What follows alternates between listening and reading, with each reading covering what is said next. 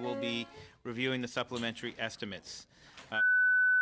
First hour, we have from the Department of Industry, John Nubley, Deputy Minister, Philippe Thompson, Assistant Deputy Minister, Corporate Management Sector, Lisa Setlakwi, Senior Assistant Deputy Minister, Strategy and Innovation Policy Sector, Paul Haluka, Senior Deputy Assistant Deputy Minister, Industry Sector. Boy, these are tongue twisters, aren't these? Mitch Davies, Senior Assistant Deputy Minister, Innovation Canada, and Eric Dagenet, Assistant Deputy Minister, Industry Sector. I believe you have 7 minutes, Mr. Nubley. Nobley? Sorry. Nobley. Very quickly, 4 or 5 points. D'abord, je voudrais présenter. I would like to present you with the supplementary estimates A for 2018 and 2019. $186 million in total for the budget overall. 160 million of that is for the department, and the main component is related to steel and aluminum. And 126 million is for the portfolio overall, and the largest component is 45 million for Churchill. A few more points. So who are we? We are the executives of the Department of Innovation, Science and Economic Development. And ISED, as it's known, has a budget of over 3.4 billion and employs almost 5,000, has almost 5,000 FTEs.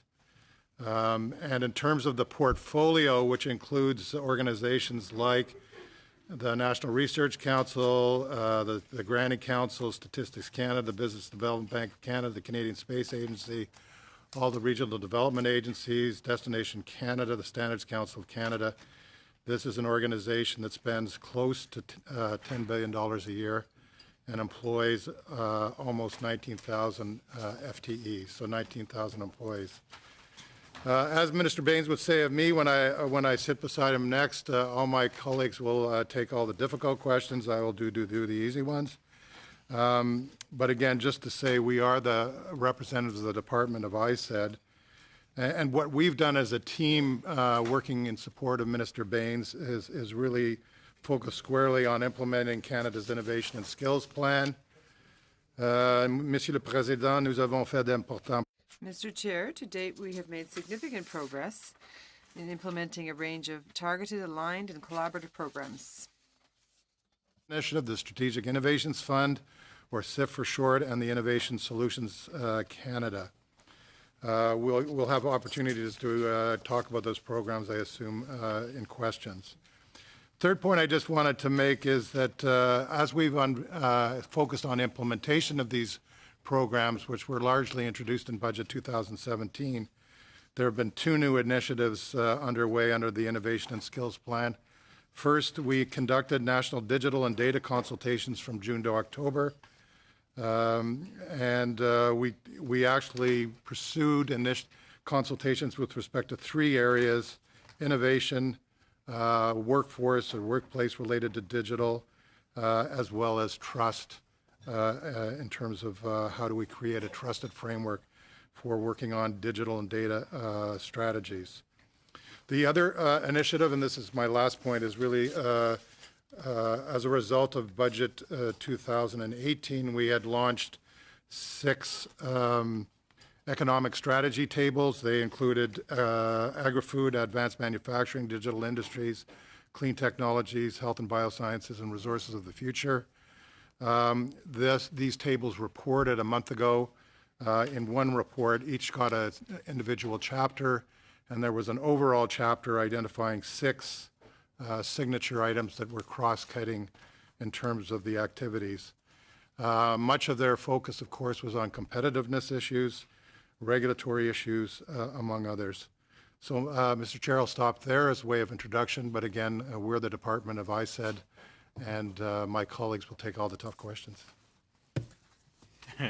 Excellent. We'll try to hold everybody to that. So as I said, the first hour is for here, and in the second hour we'll have Minister Baines with us. Please mind your times, because I will be holding tight, and I want to make sure everybody gets in all the questions that they can. So we're going to start right away with Mr. Longfield. You have 7 minutes, please. Thanks, Mr. Chair, and thanks, Mr. Nubley and staff for being here. As you know, we're in the midst of the copyright review, the Statutory Act review. In the estimates, the Copyright Board has been asking for $3 million over the last couple of years. This year, again, $3 million for program expenditures, more specifically to ensure balanced decision-making to provide proper incentive for the creation and use of copyrighted works. But we've been hearing testimony that it's taking 2 to 3 years for some of the decisions to come through that board. So the question is around the supplementary estimates that there's no funding being requested there. Could you comment on how these decisions get made, whether it's the Copyright Board or whether it's the department that are reviewing the resources that are needed to do the job at the Copyright Board? Well, I think it's both the department as well as working with the minister in terms of how we move forward. I think, as you know, in the Budget Implementation Act, there were 2 fundamental focuses: notice on notice, as well as changes to the Copyright Board. Right. So, Lisa, can you speak to the specific issues around funding? Thank you. So the funding was in fact acknowledging that there were delays in getting to decisions. And part of the legislative changes also allows, beyond, the actual financial resources needed to accelerate making those decisions, but also how those decisions are made, so that there's flexibility for decisions and settlements to be made before you go through a long, arduous process. So it was in consultation. I mean, the decision ultimately is the government's to provide the additional funding, but it was certainly made in discussing with the Copyright Board the realities of today and of their ability to turn around these decisions in a timely manner. Right, and I know we are just midstream in our study, but maybe that's a future opportunity just to, if I can flag it, maybe this isn't the right venue to do that in. On innovation, thank you for the additional funding for bioenterprise in Guelph. We announced about $2 million last week to work with Innovation Guelph, an organization I was working on before politics. I found out at the meeting with them, though, that IRAP is no longer supporting not-for-profits as part of their mandate, that this is moving over to FedDev. And wondering whether you're aware if there's a transfer there, or whether FedDev is getting the resources that used to go to IRAP to support projects like the ones at Innovation Guelph. I think what has happened is the National Research Council has received $540 million in budget 2018, and in budget 2017 there was $700 million specifically for IRAP. Right. I think people are looking at the delivery of IRAP broadly, partly in the context of a review that was conducted with Treasury Board around innovation programming. Mm-hmm. I'm not fully aware of what the situation is with not-for-profits, however. Mitch, do you happen to know, or? Yes, thank you, Mr. Chair. Specific on the question of supporting regional innovation ecosystems, nonprofits, intermediaries that are helping organize in the local economy. That job essentially is assigned to the regional development agencies. You're accurate. There's funding that was provided in the last budget for all the RDAs, and essentially this is to deal with program count of some 92 programs touching business innovation that's been reduced by 2/3 to streamline essentially how many folks you have to deal with to secure support for what you're doing. Yeah, so that count's been brought down now to 35 plus as a consequence of some of these realignments, but there's active relationships that are going on and picking up these things and smoothing the transition for stakeholders. Great, and I remembered seeing that streamlining in the budget and wondered whether this was an example. The work that Innovation Guelph and BioEnterprise are doing around creating new businesses, there were about 135 businesses created in the last funding that they've received. They're hoping to create another 50, or help entrepreneurs to start up 56 more businesses in Guelph. So I think the innovation agenda seems to be paying back in dividends in what we're investing and what we're getting back. Do we track that in any way in terms of the economic returns of the investments going into supporting innovation startup? Yes, we do. We track it, and we use evaluation methods as well as audit procedures to do that. Just backing way up, though, and avoiding your question somewhat, just to clarify, what we did in this innovation review was to really identify 4 platform delivery agents. So one is the regional development agencies, and in the context of the review, the focus on their new programming is around cluster development as well as technology adoption. Right. And they typically, on average, are supporting SMEs at the 150 million to, or the 150,000 to 500,000 range. Right. IRAP, of course, is lower than that, so the National Research Council is at the bottom of the pipeline, or the beginning of the pipeline, Right. the innovation pipeline. So they're being focused on again helping SMEs at that lower end. Although they have been given authority now to give IRAP contributions up to 10 million, 10 million, so they can yes. actually do large ones. Yeah. Then there's the Strategic Innovation Fund, which of course tends to be for larger projects and often consortia, so it isn't just foreign multinationals. And then there's the trades service that is also at play. It was great to see the 10 million bridging the valley of death, so congratulations on that funding. And BDC, of course, is part of this mix. Yes, thank you. Thank you very much. We're going to move to Mr. Albus. You have 7 minutes. Thank you, Mr. Chair. Deputy Minister, ISET officials, thank you for the work you do for Canadians, for being here today. I'd like to start off with first follow up to Mr. Longfield in regards to the Copyright Board. Now, the Copyright Board and the BIA, the Budget Implementation Act, has a series of reforms that many people have said are necessary. Many also have said that the board was not sufficiently funded. It sounds to me you're giving them the same allocation they've previously received. Are they going to be able to enact some of the reforms that are in the Budget Implementation Act on the same budget?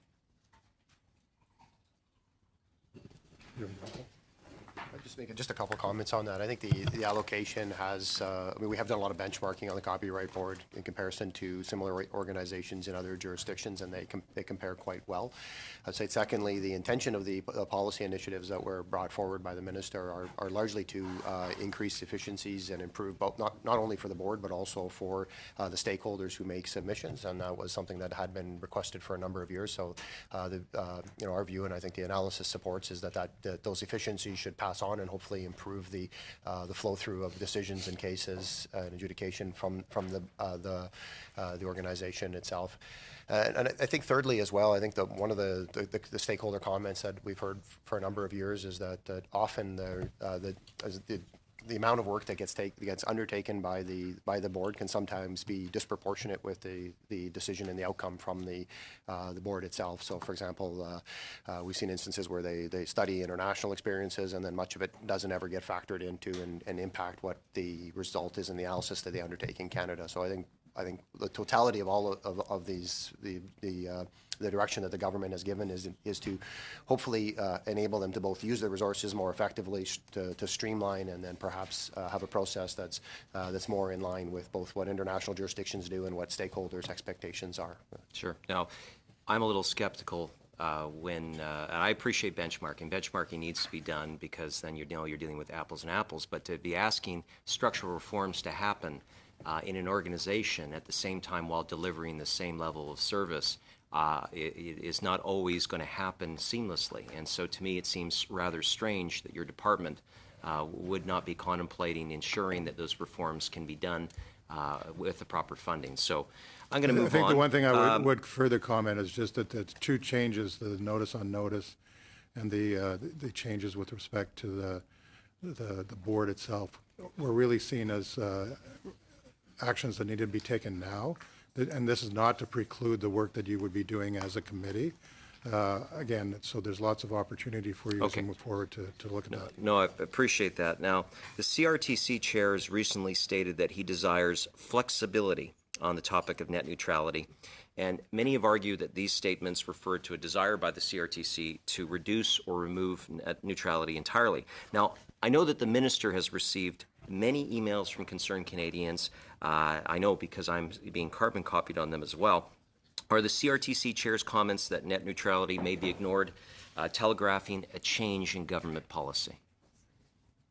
Well, this is a question you should ask Minister Baines. I believe the answer is no. Okay, well, going back to the CRTC, in 2016, the CRTC claimed that broadband was a basic service and that set speed levels at 50 megabytes per second. Now the CRTC says that the actual speed target is half that, 25 megabits per second.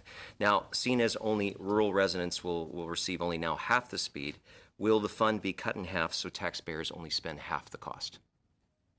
Just on this issue, what we did just meet as with provinces to talk about developing a broadband strategy. In terms of the desired outcome, and there's certainly the 50-10 goal certainly remains in place. I think for certain jurisdictions, and this was part of the discussion, for example, the North, reaching the 50-10 is a challenge.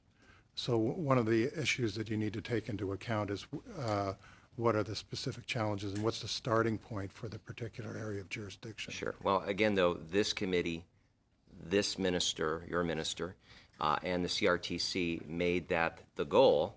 Now that the goalposts have moved, and they haven't moved further ahead. They've actually moved down lower. So how do you explain that to I'm not aware our of residents? the target actually changing. On what basis are you saying Well, that? the CRT says that the standard on these contracts is going to be half of what it's supposed to do.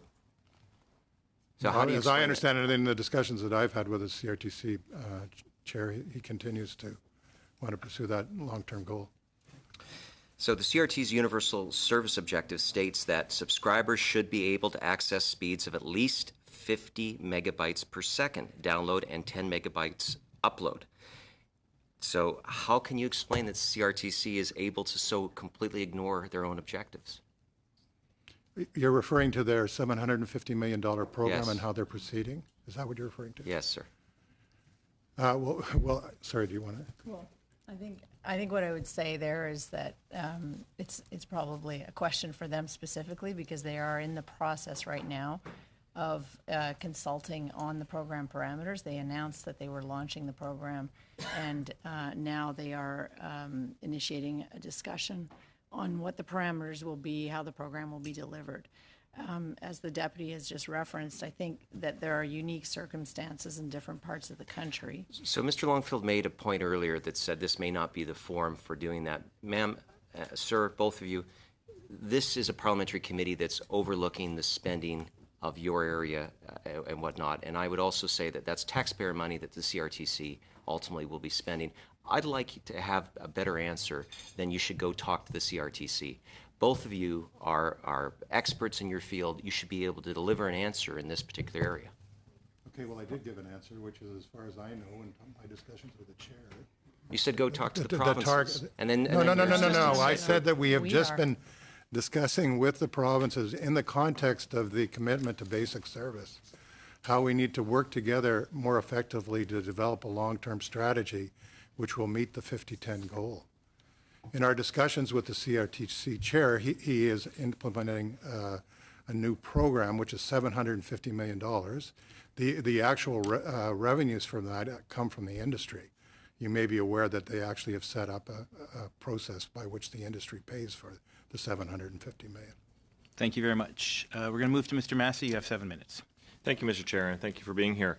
I want to drill down on the funding for steel and aluminum producers through the Strategic Innovation Fund. How much has the government collected in revenue from steel tariffs to the policy that you have right now? I believe the number that's been collected was reported at about $350 million. $350 million. And so this $125 million, that's additional to the 350 that you've collected then, or tell me specifically where's that money going to go? Sorry, the 125? Yeah, the 125. Where's the 125 from? You're requesting $125 million here under your estimates. Oh, so this is your own. This is the money for, yeah, it's half of the $250 million that was allocated to the Strategic Innovation Fund. Okay, so where's that money going to go? So it is, what was announced on July 1st was an additional allocation, as I noted, for $250 million Strategic Innovation Fund to support primary steel and aluminum producers. Is that just directly $125 million back to from the 250 that you've already collected, or 350 you collected from? So you collected 350. Are you returning this 125 million directly to those that you've collected the money from?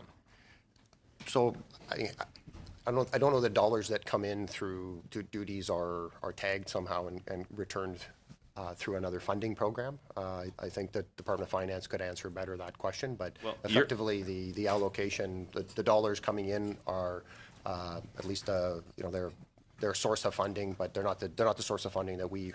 If you've had $350 million taken from you from duties that you've imposed from doing business in Canada, I don't think they really care whether it comes from the your department or the finance department, especially since that's their money. But of the $125 million, how much of that money is going directly back to steel companies that have been tariffed, and are there other monies that are going to administration and other policies? So we did not increase our administration at all of the money for the Strategic Innovation Fund. We have Innovation Canada, and Mitch Davies is the head of that organization. So we effectively are managing it through the existing resources, existing administration resources. And how much of those resources given back to the companies to date? So at this point, the minister announced an agreement with ArcelorMittal for $50 million about 3-4 weeks ago.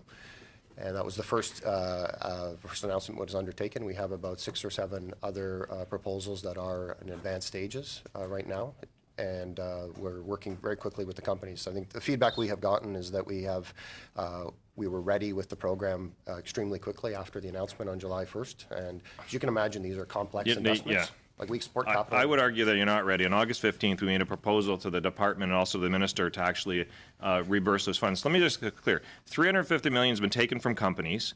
You're asking for $125 million more, but you've only reimbursed $50 million of it, and then you've provided no funding at all to actually get increased supports and services to get that money out the door. So you're sitting on basically a $300 million cash cow now from the backs of steelworkers and aluminum workers across this country. So I'll just simplify the answer by saying we're actually, although we're only asking for 125 this year, it is over 2 years, so it's 250 in total.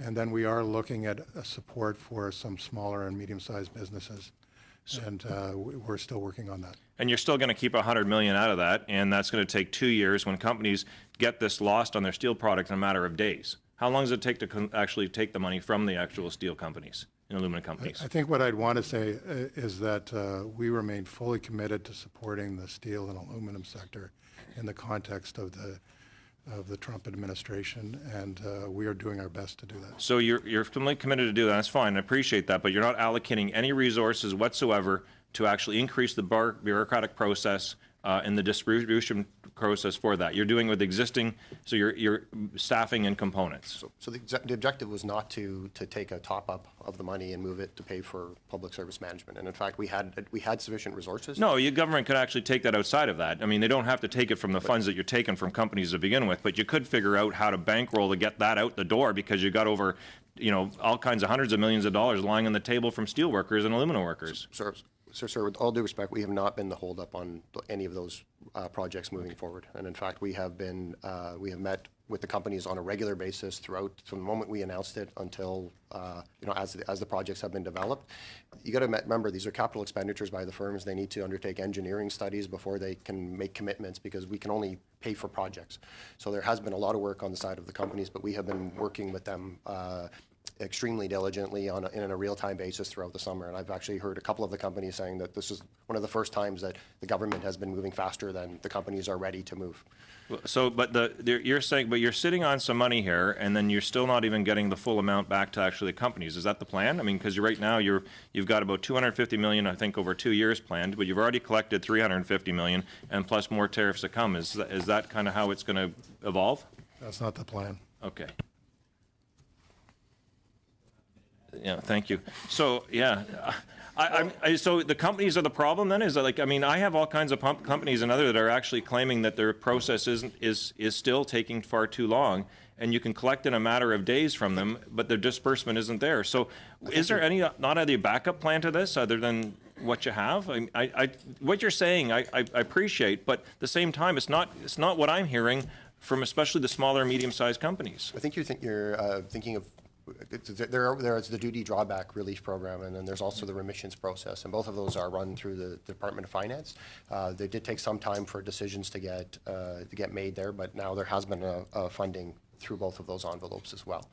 But the difference between those funds are you're effectively you're requesting to simply have the money returned to you if you were not required to pay. So, for example, if you imported aluminum or steel solely for the purpose of exporting, then there was an ability to get a duty drawback repayment. So effectively, there was no process around that other than putting in your claims and getting your money back. Under the Strategic Innovation Fund, this is a classic innovation capital investment program where we had to receive project proposals. We had to understand, do the full due diligence because they are taxpayers' dollars that we're deploying there. And that did require significant work on the part of the companies to identify what were their capital expenditure plans, make sure that they aligned with the program priorities of the fund, and they have been working with us extremely closely. So I've got shops that are closing up, and I just hope you can streamline the process. And thank you for your work. Thank you, Mr. Chair.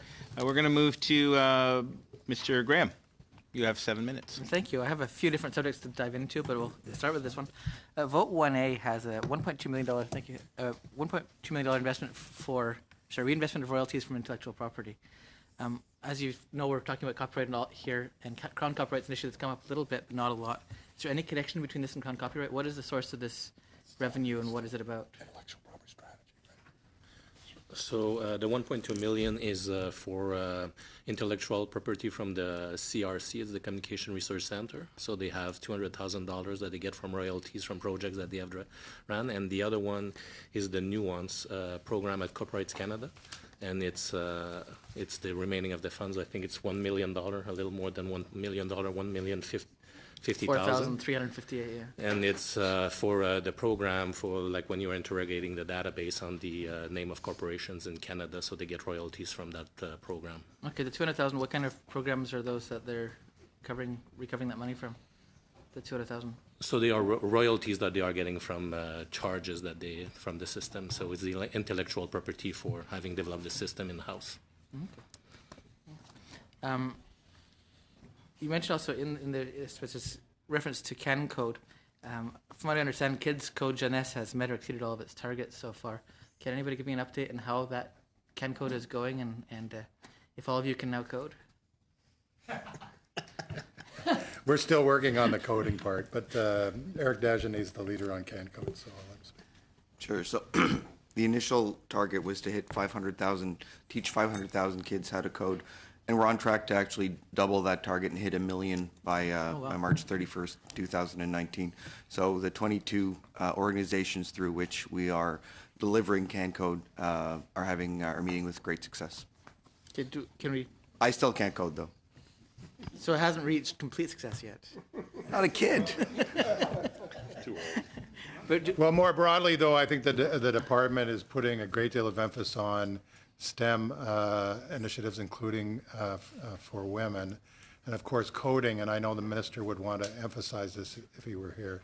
It's not just about, strictly speaking, doing coding. It's actually achieving objectives in terms of the STEM education. So that really is our intent with respect to this CAN code as well. I'm not sure if you can answer this, but do you have a sense of how many coders are missing now in society? Because I know that, and I've said this before, 20 years ago when I was learning to code, when I can code. Yes. My generation were in our basements with our trench coats on, long hair, coding and taking our computers apart, putting them back together.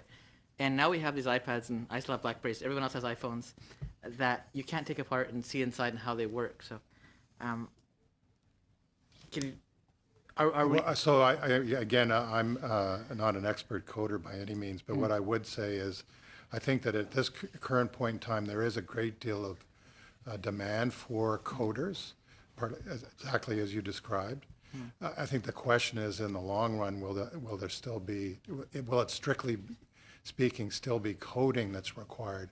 I think, for example, in the context of artificial intelligence and the applications of artificial intelligence that are possible, you know, what coders will do in the future could change significantly, and the emphasis may be you actually need capabilities and skills or competencies that are broader than just coding related to STEM. Right, and as any program will tell you, no program is better than the person that wrote it either. So Yeah, there you go. there needs to be quite a bit of education on that. But thank you for that. We've talked a lot about internet, as you know. I'm wondering if you have, if you can talk about the importance of our internet infrastructure in the country. You know, my own riding, we know that more than half the riding doesn't have high-speed internet by any measure. So it's a philosophical question, but I'll throw it to you anyway. Well, so internet is very important, and of course we're moving to new generations of telecommunications like 5G generally. And how does Canada take full advantage of moving towards those new directions? First of all, in terms of infrastructure, digital infrastructure, we want to put greater emphasis on broadband.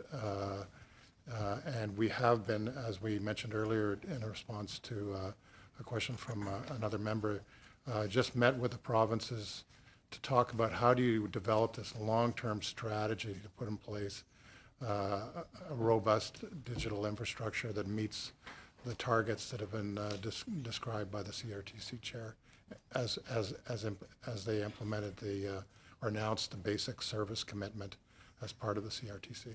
Fair enough. Thank you, Mr. Lee. I'm going to pass it back to Mr. Longfield, who had a couple of questions that he didn't get to. Well, thank you. Yes, you have to clock back. I see the Strategic Innovation Fund under the Innovation and Skills Plan of having $15,042,000 attached to it. We've been working with Lutherwood in Guelph, with Conestoga College, with people that are trying to upgrade skills.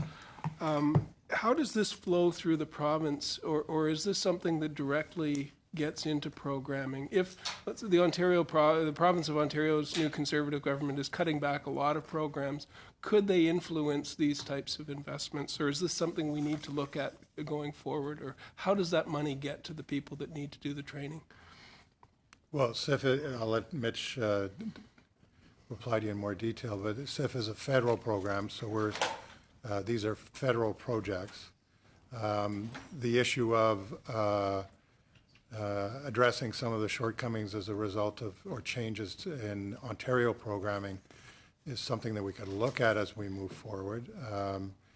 However, I think to date that our focus has been on identifying particularly R&D type projects that are fit with the Strategic Innovation Fund terms and conditions.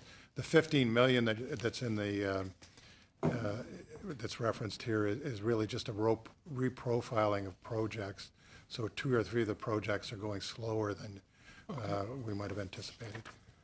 Terrific. And Mitch, innovation.canada.ca, great initiative, pulling everything together into one website. We need that for SMEs. Is there further work that's going to be done for supporting innovation with SMEs in 10 seconds? So I would profile in the last budget, the $700 million in the new funding for IRAP is like a singular investment in startups, businesses that, you know, at some point we'll know the name of, that start somewhere and have that initial help. And then we're happy that we have this website platform to get people access to the programs that are there and get it to them in 2 minutes and less, because they don't have time. They need government to be coherent and to be able to get the answers they need. So I appreciate the comment. Thank you. Thank you. We're going to go to Mr. Albus. You have 5 minutes. Thank you. Deputy Minister, earlier in response to my NDP colleague here, you mentioned that you are currently working on a small and medium-sized response, specifically on steel and aluminum tariffs. Could you just explain what you meant by that? I meant what I said. The details of that have not yet been made public, but we are looking at exactly what needs to be done there. Okay, well, is there a reason why? Can you maybe elucidate us with some of the details as to why you're looking into that? The simple answer is because the SIF program itself tends to look at larger firms. Yeah, over 200 employees usually. Is that what the limit is? Okay. So, so is it to look to see, because many small and medium-sized entrepreneurs that I've spoken with, they're either eating the tariffs, and thus the price goes up, and then their customers just are not taking as many orders because the price is higher, or what they're doing is, pardon me, the other reverse, they're either passing it along or they're eating it, and thus their profitability and their ability to capitalize is an issue. So is that similar to what you're hearing from small and medium-sized businesses? Totally. Okay. Can you provide us with an update on the consultations on revisions to the 3500 megahertz band? Well, the consultations took place, and now we are reviewing exactly what the next steps will be on 3500. The decisions have not yet been made, but we hope to come forward with that in due course. So I've heard from many who are concerned that their internet service in rural areas may be lost in order to have cities to have more 5G. Will the ministry ensure that no rural customers will lose service due to any changes? What we will do our darndest to take into account the challenges that the rural citizens have in this area in the context of the 3500. Well, that leaves me with cold comfort there. In regards to the Canadian Space Agency, I see that there is just over $27 million for funding for RadarSat constellation mission. Is that with the current delays, or is that in anticipation of that? What I mean to say, will there be further need for funding of that mission due to its current delays? No. Okay. Okay. Again, going back, we've been discussing since the Ottawa tornado and wind issues at this committee, or at least some of us have been talking about it. We've been asking about what's industry's preparedness when it comes to these kinds of cases, because Canadians are concerned that in an emergency that they may not be able to use their cell phones. Obviously, being so close to home, I would hope that your ministry has been looking into this. Is any of the funding that is in this current allocations in the SUP-As have anything to do with studying that issue? I believe the answer would be no. Just to reassure you, though, clearly critical infrastructure issues like the tornado involve an important telecom component, as you identify. So we look at that on an ongoing basis, working with other agencies like the security agencies, Public Security Agency, for example. Beyond just assuring that it is a concern, is there any documents or reports that your department has made public in order so that the public can be reassured that this is being looked at? I'm not aware of any reports, but if we consider, I mean, we've been in the business of these kinds of emergencies, whether it's forest fires, so we are equipped and resourced to deal with that, but I'm not aware of any reports per se on this particular. Okay, when you said you're equipped and resourced for that, did your department take any swift action during the recent Ottawa incident? We were at the ready. That's what there's a. What does that mean? Well, there are staff that are dedicated to making sure that infrastructure is either in the state that it needs to be in to support emergency responders. That's how do we know that? Because I'd like to know, is there protocols? Is there anything that you can maybe table with the committee to know that this is a priority for you? There are protocols. I cannot tell you what they are. I don't know them. Okay. Would you be able to supply that to this committee just so that we know? Yes. Okay. And is there any plans in future supplements B or C to fund any of these initiatives to make sure that Canadians can be assured that your department is looking after this? Well, public security would be in the lead in terms of the critical infrastructure activity.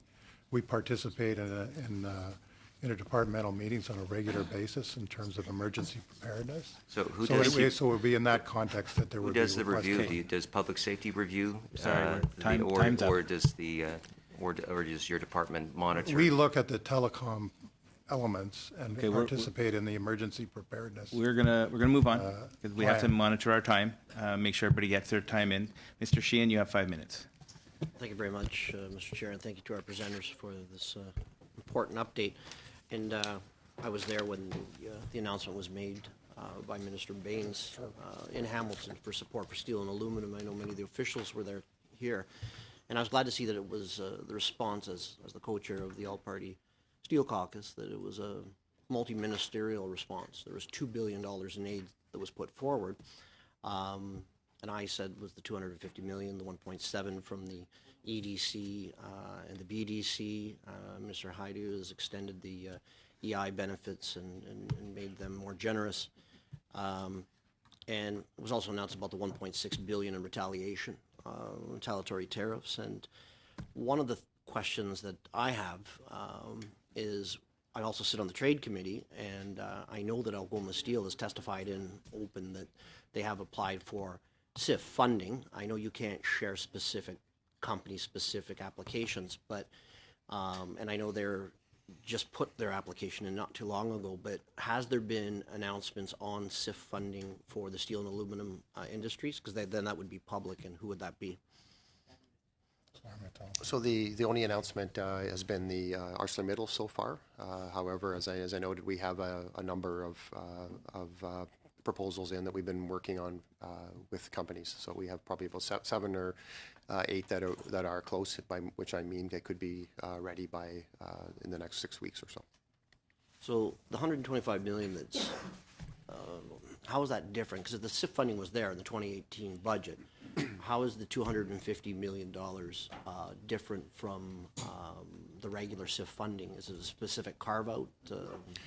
So exactly, it was a specific carve-out. So, I mean, obviously with the duties being put in place against Canada, we knew that the immediate impact were going to be on the large steel producers, in particular, aluminum companies as well.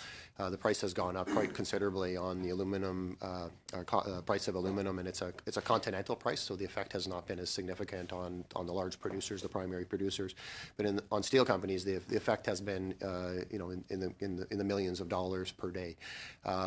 The first issue we were aware of that was going to happen would be that many of them would be put in a situation where they would be either canceling or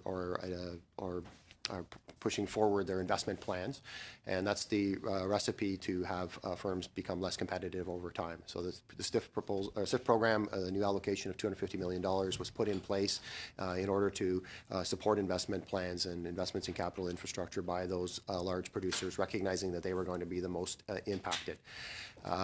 We set a couple parameters, one being that the companies had to have at least 200 employees, and they had to have capital investment plans of at least $10 million. And that was done to the point that was raised earlier to enable us to be acting more quickly with the companies that were the largest and were going to be the most affected. We know from past practice that if in the absence of some parameters for programs, what happens is you can get inundated by requests from everybody. So we looked at very carefully who was going to be the field of the most impacted and made sure that we were scoping them in. And then in an effort to ensure that we were not effectively paralyzed by just an endless number of requests, and there are, I think our own analysis, as the deputy alluded to earlier, is that there's in the range of about 7,000 or 8,000 other companies that are downstream users of steel and aluminum that have in one way or another been impacted. BDC and EDC, the $2 billion that you identified, that was why there was allocations within BDC and EDC to ensure that they were in a position to respond. And some of the data I have is that the BDC so far has over 267 clients that have been impacted for over $100 million, and EDC has done roughly $60 million for 25 clients, and that's up till the end of October, those numbers. So that was the intention, was to have the smaller and medium-sized companies go there, and in addition to being able to do things like use the duty drawback initiative, and then also apply for remissions where there were either they were contractually obligated to continue to purchase, so they had no ability to change suppliers, or there was no steel supply that was Canadian in source. So in instances where you couldn't move within the Canadian marketplace. We have identified a remissions process through the Department of Finance, and they have already begun to provide relief to companies through that. So the idea was all of the elements working together would provide a comprehensive response in addition to obviously the retaliation package where for dollar the government responded to what had been done out of the United States. Thank you. And the 1.2 Thank you. is one of those Thank you. programs is. We're going to move to Mr. retroactive. Albus. You have 5 minutes. Yeah, thank you again.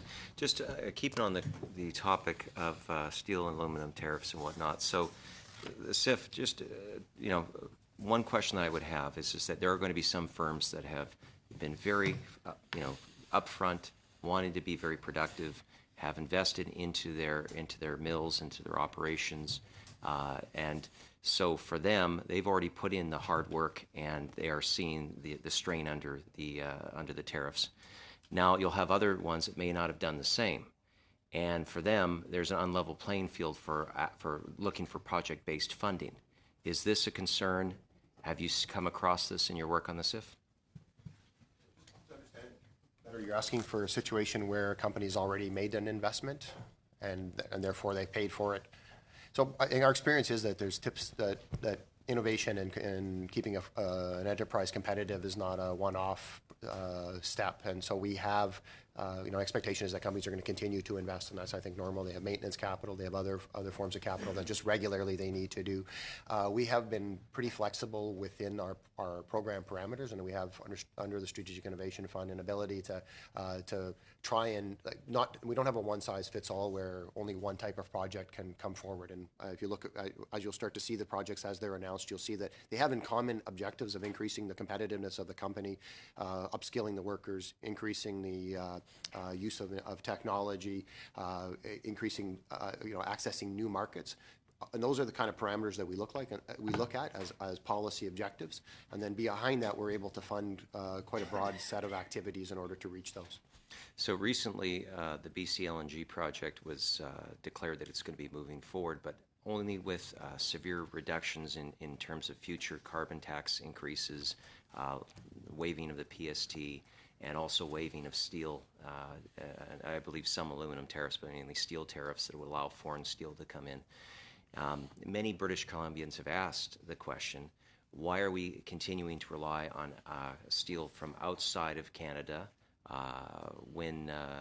so are any of the funds that you're talking about through the SIF used to see if we can improve things, so improve whether it be supply chains or market operations on the West Coast, so that we're not being forced to build these large projects utilizing out-of-country steel? Just to make two comments. I won't comment on the LNG decision because I think you would need to be within the all of the aspects that were required in order to successfully attract what is one of the if not the largest, one of the largest investments in Canadian history to British Columbia. But I would say on your second point, and you'd be a bit more precise just around exactly what. Sure. So the point is that rather than just simply working on existing mills right now and their productivity, although I still contend that many will not proceed because they've already put money into their operations to be productive. I'm talking about a structural change to how that market operates by encouraging development of the market on the western side of Canada. So just make two comments on that. So if you look at trade flows between Canada and the United States, and we are each other's largest, as in so many areas, the largest importers and exporters of steel and products, it's very much a north-south flow on each of the coasts because of the costs of transporting steel from one coast to another. By the time our product gets from Ontario or Quebec out to British Columbia, there's a significant cost, and I think that becomes a prohibitive. I recognize that, but the question was, are you making sure that there's SIF funds available to actually change the structure of that market if a market participant says, we want to do it out in BC? Because I will tell you, Absolutely. It's Turkish, it's Korean, it's Chinese rebar. All of that, there's been issues we've had with this before, and the costs keep just going up. So the answer is yes, that would be an eligible expense, and we would be excited to see such a project. The challenge would be that commercially it would need to be not only viable during the period of tariffs, but actually be able to survive the removal of those tariffs in the future. And I think that is a key condition. So there are a lot of things, if you imagine the tariffs are in place still in 2 to 3 years, that you could say, well, commercially we can imagine this kind of a venture. But the trade flows exist because there's a strong logic to them, right? And in normal circumstances, that's, we want to see that kind of free flow of goods across those borders. So I think it would be challenging to imagine rebuilding all of that kind of capacity in Eastern Canada to service Western Canada, not knowing when the tariffs are going to be removed. And we continue to have that as a major policy focus of our government. Thank you. We're going to move to Mr. Jahari. You have 5 minutes. Thank you, Mr. Chair, and thank you to the department for coming today. I want to further probe into the $15 million funding for the Strategic Innovation Fund under the Innovation Skill Plan. Back in May of 2017, our committee put a report out with the name The Canadian Manufacturing Sector Urgent Need to Adopt. And one of the recommendations we suggested to the government was that federal government improve the labor market information it produces, notably connecting jobs in occupation in demand with the skills available with the job seekers. Basically, we've been very successful. The economy has created over 500 million jobs, yet we still have labor shortages in 500,000, thank you. Yet we still have skill shortages, and we need to understand where those skills, we need to be able to enable job seekers with the opportunities. Any of this $15 million is going into helping bringing that match of supply and demand in there. If not, what have we done, if we've done anything on it? I recall you mentioned they're reprofiling certain program. That's what the 15 million was.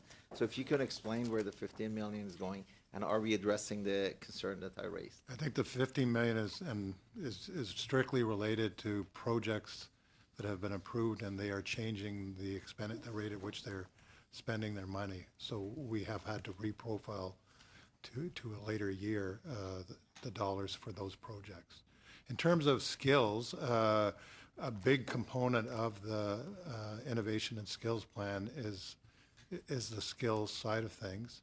I think I would remark that in comparison to previous competitiveness type programming, what's very interesting is when you sit down with firms, they talk about two issues on the skill side, and they almost do it immediately. First is where there are challenges in terms of skill shortages currently, as well as what is the workplace of the future as we move, as many of these technologies are being introduced, like Internet of Things, artificial intelligence, quantum.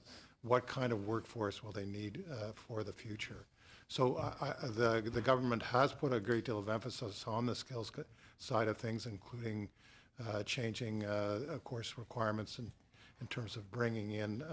So if my constituents are asking me where the government is going, where their focus is, how can I get retrained, and where would I be able to find, what should I answer them? Eric. So ESDC has put forward the Future Skills Center in the future. So that there was an RFP that went out in May 2018, and right now the call for proposal and applications is currently closed, and the selected organization will be announced shortly, is my understanding. And really, that center is dedicated to understanding the skills of the future and what the best ways to take workers, ideally before they have to be laid off, and reskill them so that they can keep their jobs in the economy of tomorrow. And that's yet at ESDC. At ISED, we have a number of programs. We mentioned CanCode earlier. We also fund MyTax, which is really about work integrated learning, and that really dovetails with what some of the private sector firms have told us. I don't know if BHER, the Business Higher Education Roundtable, has called on the government and large firms to ensure that 100% of college and university students have access to work integrated learning opportunities before they graduate. And so MyTax feeds into that objective. CAN code, as I mentioned, and then we worked very closely with ESDC and IRCC on the global skills strategy. That's something that Minister Baines heard very starkly from firms during the consultations on the innovation agenda, that they were having a hard time bringing in global talent. And so working with other departments, there's now a 2-week turnaround time that's being met over 90% of the time for global skills people coming in. And the preliminary stats on that are that for every person that comes in with top global talent, they're creating 11 jobs for Canadians. So you bring in global talent and they create jobs here. So skills is a really important focus in the department, and there are a number of initiatives underway. Thank you. The one thing I would add is the 6 sector tables actually spent a good deal of time talking about the issues that you raised, and there are a number of recommendations in there. In terms of upskilling, I think it really needs to be done at a sectoral basis. Thank you. Thank you. Thank you very much. And for the final 2 minutes, Mr. Massey. Thank you, Mr. Chair. To the $2.5 million in government-related advertising, can you tell us a little bit about that? Yep, so this is money that is being transferred from Central Fund in PCO, and it's to cover for 3 advertising programs related to Innovation Canada, Women Entrepreneurs, and Women in STEM. So the money is coming from a central allocation of money, and we are adding some additional funding within the organization to top up the $2.4 million. Okay, so how much in total? So it's for women in entrepreneurs and women in STEM. Those 2 things are getting and Innovation Canada. And Innovation Canada. So how much advertising revenue will then be used to spend on those programs? I wouldn't have that information with me. I'm sorry. So we could get the information. Yeah. So this is a. We'll have to come back to you. Okay, that's fine. So those are initiatives to support existing programs, or. Yeah, it's to make the promotion of existing programs in the organization. Okay. So, and I assume that that's going to be social media purchases, videos. I'm just looking at how you're going to reach people with the money here. I think we're still in discussion as exactly how we would do it, but we'll come back to you with what information we have. Okay. So, just to follow up, if I can, on the money in terms of, not the money, but sorry, the process now to reach some of the small aluminum producers of steel and the tariffs. When can we actually see a specific, I guess, action or plan for those to be able to exercise getting involved to get their money back? Well, I'll say a couple of things. First of all, we're continuing to monitor the situation, and for the reasons that several members are raising questions here. I think immediately they do have access to BDC, so there are opportunities there. And then, as I mentioned earlier, we are looking at other options. So is the BDC providing then loans? Is that what they're, I mean, it's not a way to get their money back. You're saying that they should just borrow from the BDC. Is that correct? So the BDC is providing loans. The number I gave was 104. It's actually 204 million. I apologize. I read no, one as okay.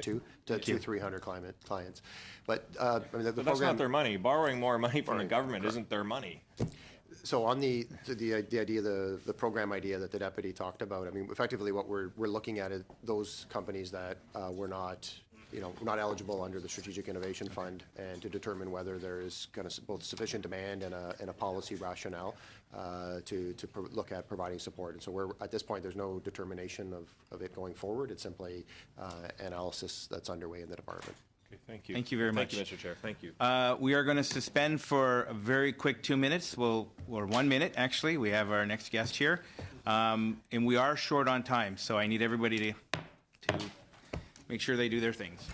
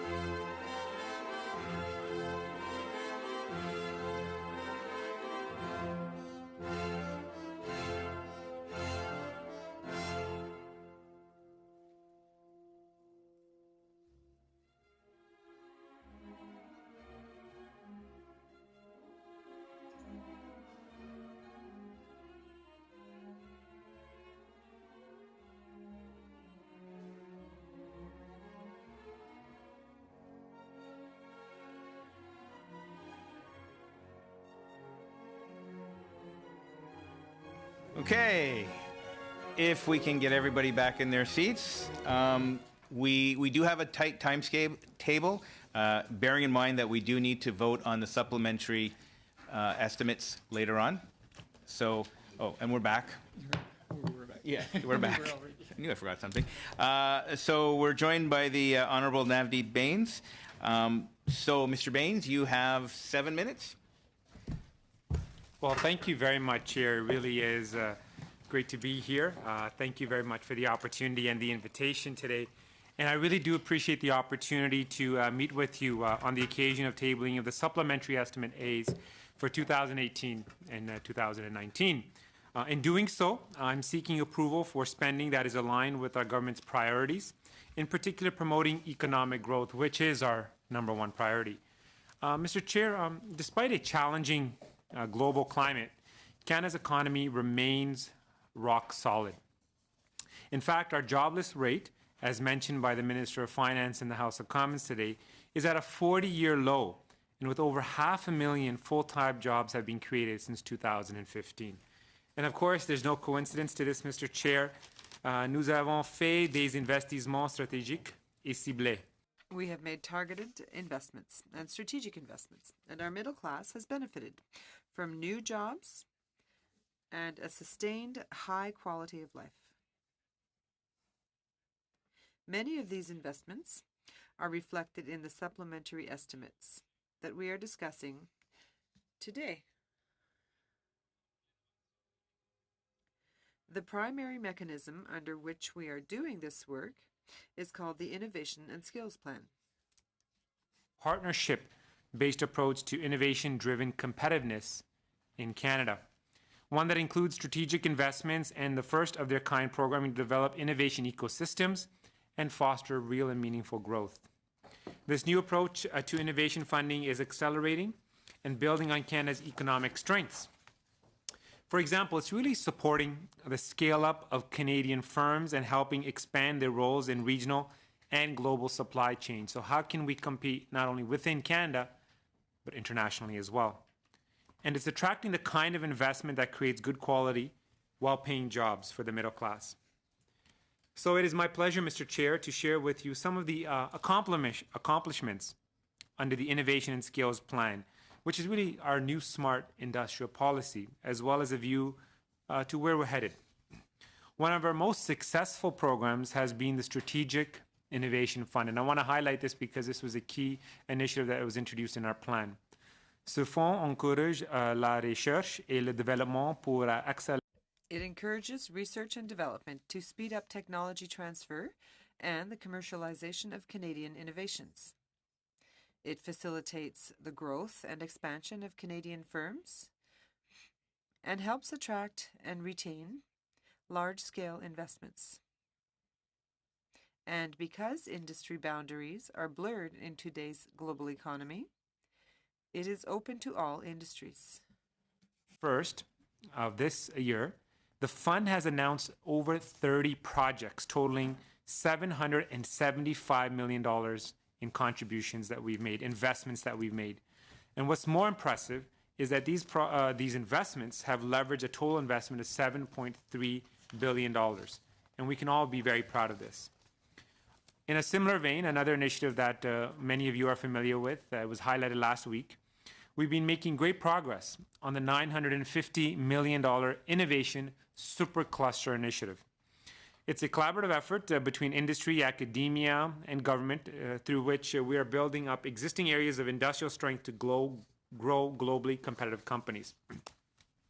La semaine dernière, j'ai eu le plaisir de... Just last week, I was pleased to announce contribution agreements with the Ocean Advanced Manufacturing and Protein Industries Superclusters.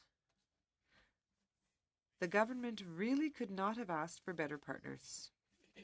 To mobilize the innovation ecosystem from small and large companies to universities and research partners, and from entrepreneurs and investors to other government agencies as well.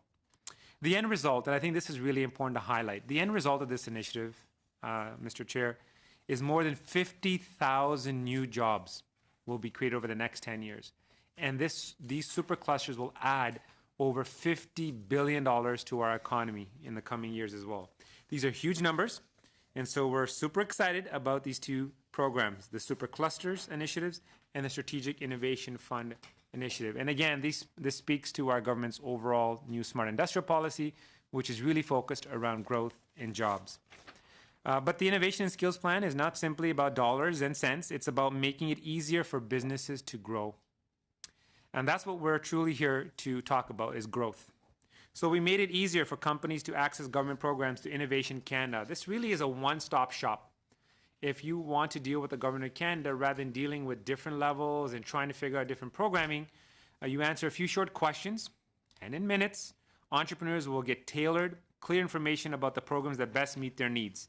And I'm talking about federal and provincial territorial information. So it really is a way to streamline the process for businesses to be really business-focused and business-centric.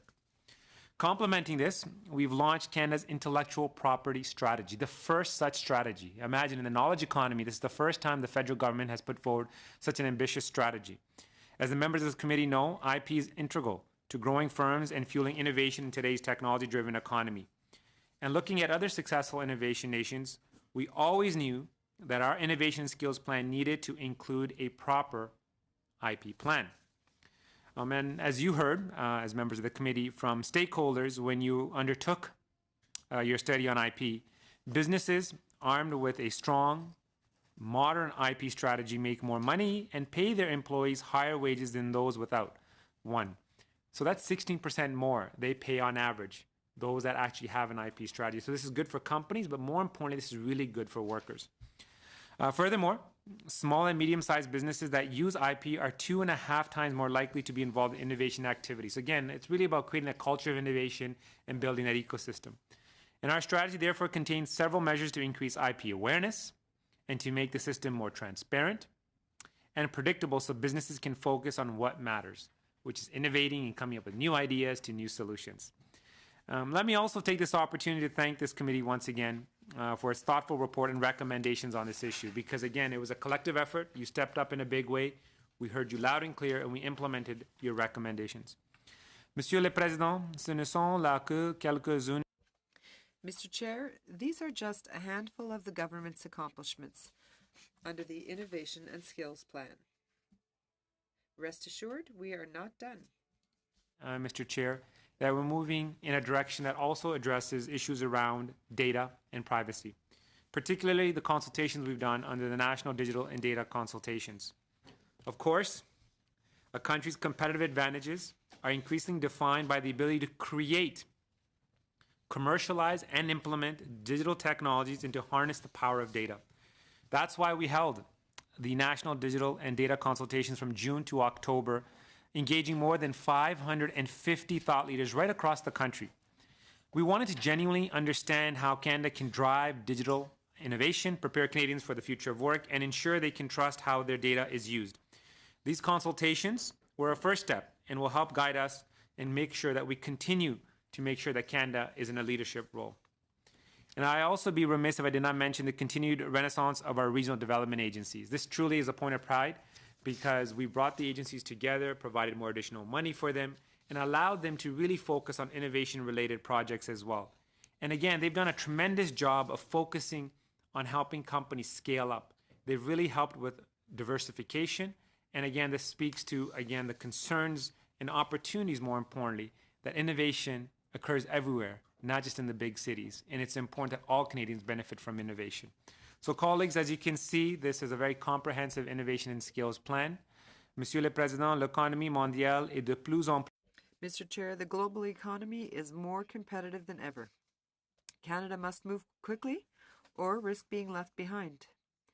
That is why these measures are so important. For Canada to succeed, innovation is imperative. Coast are counting on us to set this country on the right path. And that is exactly what we're doing. I want to thank you, Chair, for this opportunity, and the committee members for your time, and I'd be happy to answer any questions you may have. Thank you very much. Merci beaucoup. Thank you very much. Mindful of the time, The first round will be 5 minutes instead of 7 minutes. And again, I will be holding people to their times because we are going to be short of time. Mr. Graham, you have 5 minutes, please. Thank you, Minister, for being here. I have a few different questions, so I'll try and be as brief as I can. First of all, can you give us a sense of why you think it's important for us to have restored rail service to Churchill through Western Economic Development? Well, thank you for that question. That really is a point of pride for us, the announcement that we made. I had the opportunity to visit Churchill a few years ago and saw firsthand the devastation that has occurred because the rail line services were no longer taking place. The cost of food had gone up pretty substantially, and it was having an impact not only on morale, but really the impact on families. And we worked very closely with Indigenous leadership because we recognize safety is important, we recognize economic development is important, and we want to give people hope and an opportunity to succeed. So we worked very closely with the Indigenous leaderships, with the private sector, and came forward with the solution that the Prime Minister just announced with my colleague Jim Carr. And it was a $117 million investment upfront with the Arctic Gateway to really demonstrate our commitment to that community, to bring rail service back to that community, to really have that as a port to allow more opportunities going forward. And the response has been overwhelmingly positive, not only for Churchill or for Manitoba, but for Canada as well. And I want to also take this opportunity to thank the members and the team involved from Western Economic Diversification that helped work on that investment, which was so critical to our country. Thank you. On a totally different topic, last Thursday, Japanese Minister of Cybersecurity Yoshitaka Sakurada was testifying at committee in Japan and admitted that he had never used a computer. I just want to clarify for the record that you have. Use a computer? Yes. Thank you for asking that question. I'm not sure where you're going with the line of the question, but yes, I've used a computer. Thank you. I just want to make sure that. Thank you. Do you have evidence to the contrary? No. It's a segue back into digital economy stuff. You've mentioned the importance of economy and infrastructure, and we talked a bit about this with your officials a few minutes ago. But can you elaborate on what you've done to make sure Canadians have the opportunity to succeed in the digital economy, and also a bit of your thought on how your perspective has changed in this job over the last few years on rural internet? Well, we are dealing with the digital divide. It's a new reality. It's so important to make sure that we have comprehensive opportunities for Canadians, regardless of where they live. And so, therefore, we've been very mindful of making sure that high-speed internet connectivity is provided to rural and remote communities. And we put forward initiatives like the Connect Innovate program, which we're very proud of, which speaks to strategic investments we've made to many communities across the country. 900 communities have benefited under that program, and we were able to leverage dollar for dollar, if not more, from the private sector and other communities as well. And so significant investments, 19,500 kilometers worth of fiber has been put in place, which is absolutely essential to provide that backbone infrastructure. With respects to the coding question, I would say that it's so essential that kids learn how to code, and not just simply the code, but really have the digital literacy and skills in this new digital economy. It is absolutely critical no matter where you live or which segment of the economy you're interacting with. And so we put forward a $50 million investment, which will help teach 1 million kids from kindergarten to grade 12 to code. And we're well on our way. Over 245,000 kids have learned how to code under this program so far. And we're confident by the end of 2019, next year, we will reach our target of 1 million kids. And it's also empowering teachers as well, so that they have the tools to teach kids in their classroom as well about coding. And for me, as a father of 2 young girls, I've got an 11-year-old and an 8-year-old, I think it's very important that they have these opportunities. So from a personal perspective, this program has been a success. But I think more broadly speaking, I've heard positive stories from Canadians. And it's really about promoting lifelong learning in a digital economy and to really make sure kids have the digital skills to succeed. Okay, thank you. I've only got about 45 seconds or so left, and I've got still 3 more questions to get through. I'll do rapid response. No, so last month you met with the provincial and territorial counterparts on rural internet. Can you tell us what you agreed to and why it's important and what the next steps are? So we can't do that in 10 seconds. But. A few weeks ago, I met with my provincial and territorial counterparts, and we agreed to a national broadband strategy. And the idea is to align policies and programs to make sure that we provide not only internet connectivity, but high-speed internet connectivity right across Canada. Final question, I guess, for the time I have. The pagers are ending at the end of December, and so I'm wondering if, and leaving a lot of rural areas with difficulty with wireless service for firefighters and so forth. Where are we on thinking about planning for cellular future for rural areas? I know it's another line on the internet.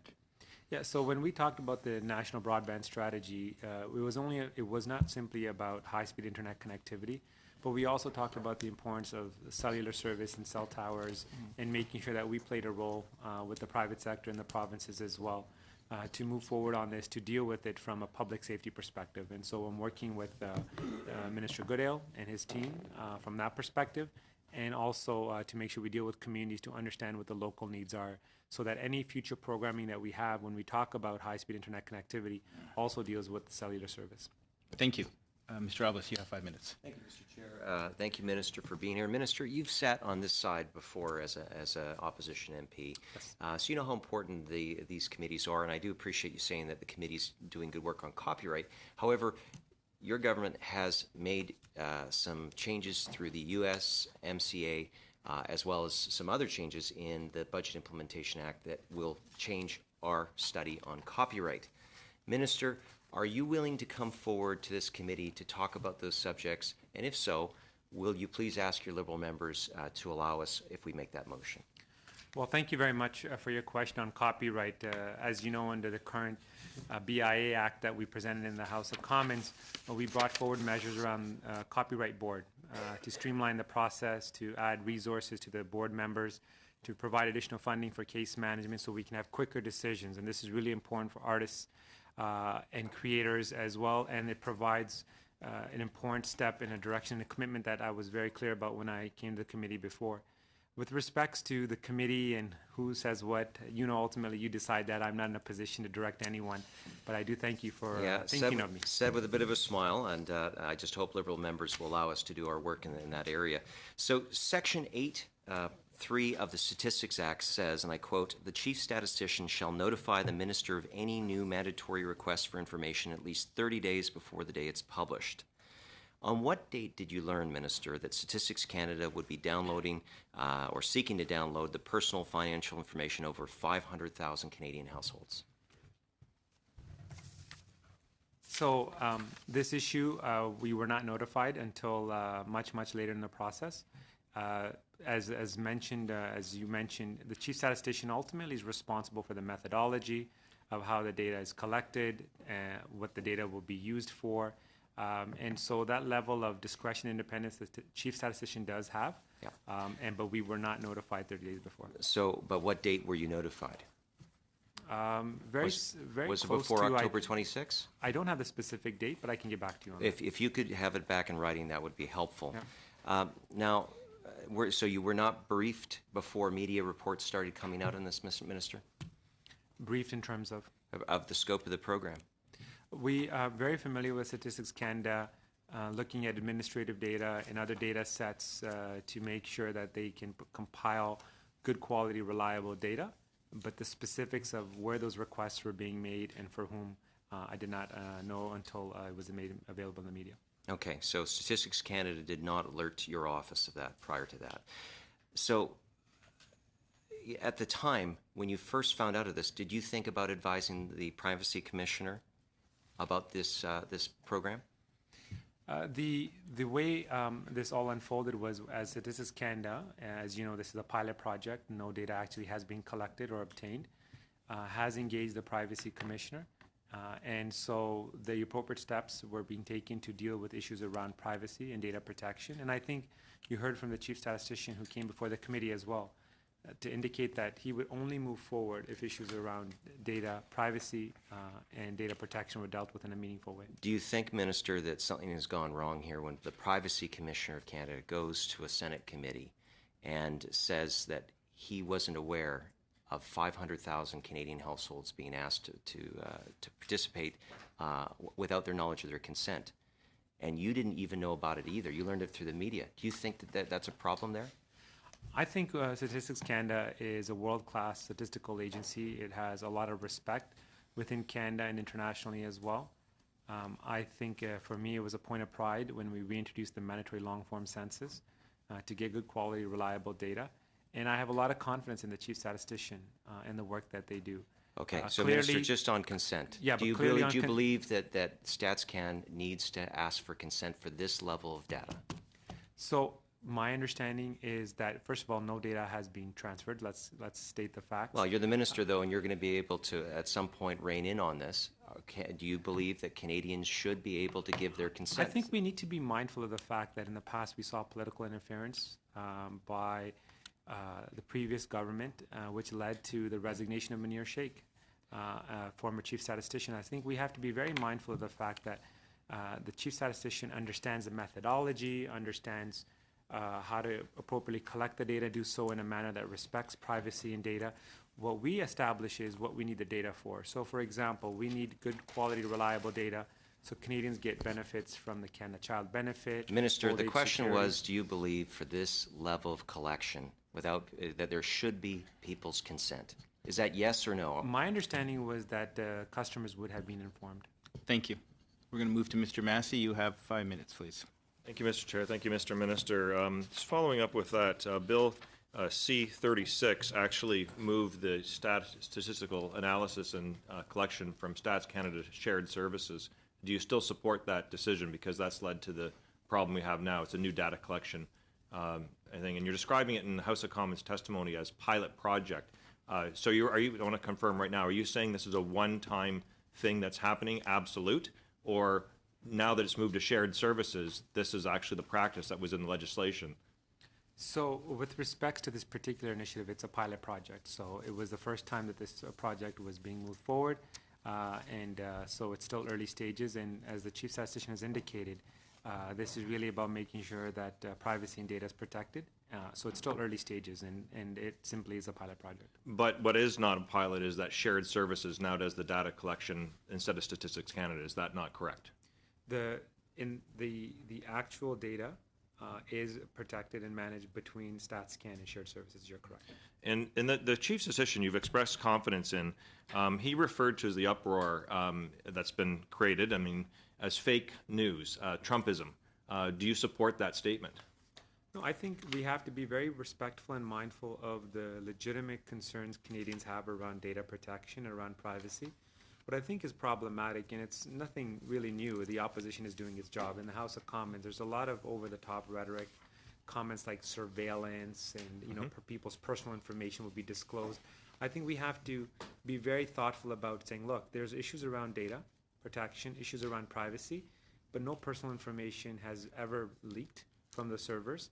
Personal information is removed, and this is still early stages. No data had been collected, and the banks would have needed to inform their customers as well. So I think we cannot underestimate the importance of data protection and privacy. That's why we actually launched a data consultation process to build that trust with Canadians. I saw that in your letter dated to the chair here, you indicated a willingness to come back to our committee here, and I've tabled a motion to do so with regards to the budget bill and our copyright.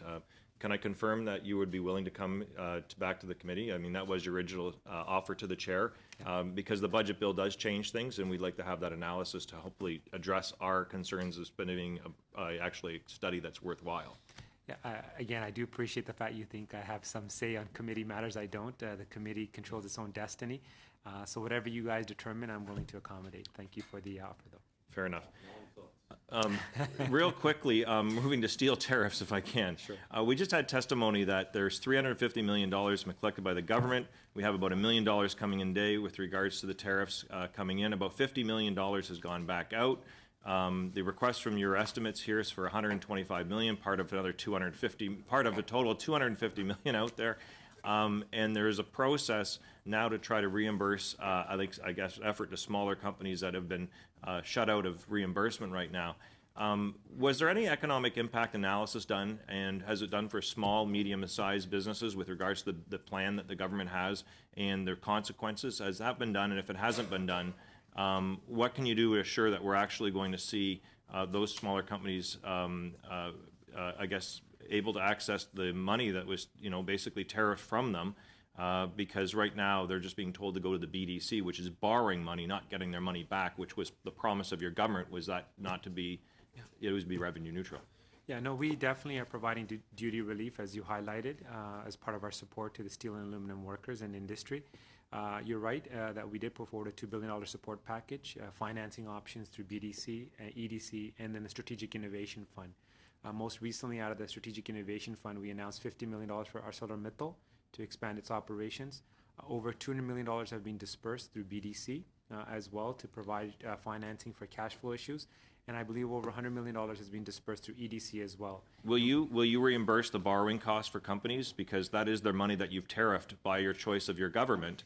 Will you reimburse the borrowing costs to those companies? I think it's important to add context. We responded dollar for dollar for the unjust and unfair tariffs imposed by the Americans. I think that was the appropriate response to demonstrate that we completely disagreed and found it baffling and actually mind-boggling that they would think that we're a security concern under Section 232.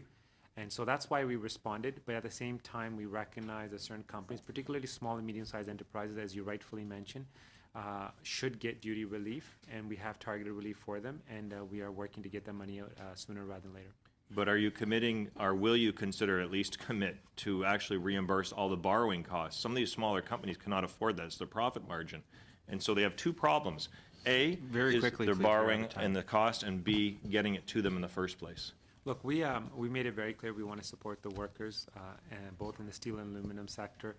We put forward a very strong $2 billion support package, and we'll continue to work with them to make sure that we deal issues around cash flow, to make sure that they continue to be viable and have long-term success. So thank you for your question. Thank you. Mr. Sheehan, you got 5 minutes. Thank you very much. And yes, I was there when the $2 billion was announced by you and a number of other ministers, a multi-ministerial kind of response. And we'll drill down a little bit more on the SIF, the Strategic Innovation Fund that you talked about as being very critical to Canada's economy in your speech, and I totally agree with that. And we heard earlier that there was a specific carve-out for the steel and aluminum industry of $250 million. What is the objective of that money? What is your hope for the steel and aluminum industry that access that particular fund? So first of all, and thank you for your leadership. I know locally steel is very important in your constituency, and you've been a great advocate for this. And actually, I remember you pushing for this initiative when we were coming up with a support package, and you made it very clear we needed to support our steel workers. So thank you for your personal leadership on this, Terry. I think from our perspective, the first signal we wanted to send is this is an important sector, that there's a lot of innovation occurring in the sector, there's a lot of transformations occurring, and we want to make sure we accelerate that. We want to see more money in research and development. We want to see more money in capital and equipment to make sure that our producers have the latest technology so they can compete in the long run. So this was a great opportunity for us to really invest and co-invest with them in some of the major capital projects that would allow the sector to continue to grow and be competitive going forward. So that's really the objective of the Strategic Innovation Fund. It's saying, look, we have your back. We're here to support you. We want to see more jobs. We want to see more R&D. We want to see more capital invested. And that's exactly what we had from the ArcelorMittal announcement, because right after that, they did a job fair because they were looking to hire more people. And so that's a great sign. We recognize that we have legitimate challenges under Section 232 with the tariffs still that are in place by the Americans, the 25% on steel and 10% on aluminum. We don't underestimate the impact that's having on producers, but at the same time, these investments sends a very powerful and positive signal to our producers that we're supporting them, particularly our workers. And so these investments will create more jobs and more opportunities, and I think that bodes well for the long-term success of our steel and aluminum workers. As you're already aware, Algoma Steel does have and this is public knowledge because they mentioned it at the trade committee that I'm also on, that they also have an application in the SIF programming, and their hope is to continue to diversify as well, and they agree with all your comments, so I appreciate your support for our ask in that program. But you were also in Sault Ste. Marie. We do make steel, and we're a great community, a city of steel excellence, but we also have a lot of innovation and creation happening, and you've been in Sault Ste. Marie and had some roundtables and discussed with various companies. So I'm really interested in your dialogues that you had recently with some different players as it related to the innovation, the strategies around those particular roundtables that happened, and what did you learn, what did you hear? So one of the areas, as you know, we talked extensively about clean tech and the investments that are being made in clean technology and the green jobs that are being created. And some of that diversification and job creation opportunities is really a reflection of the additional monies you advocated for, along with your colleagues from Northern Ontario, for FedNor. Actually, since we formed government, we've seen an increase of $58.2 million for FedNor. And we've seen that in 3 successive budgets, $5.2 million in the 2016 budget, $25 million in the 2017 budget, and in the last budget, $28 million. And that speaks to the overall, actually, funding increase that we've seen in the last budget for all the regional development agencies, $511 million. But specifically, FedNor has received funding in all 3 budgets.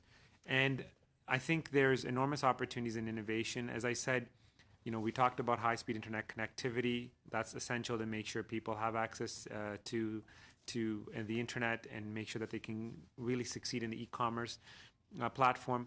But also, I think when we spoke, the opportunities there in the Sioux with clean tech are enormous. And what's great is we have municipal leadership on board. Christian Provenzano, the local mayor, is on board as well.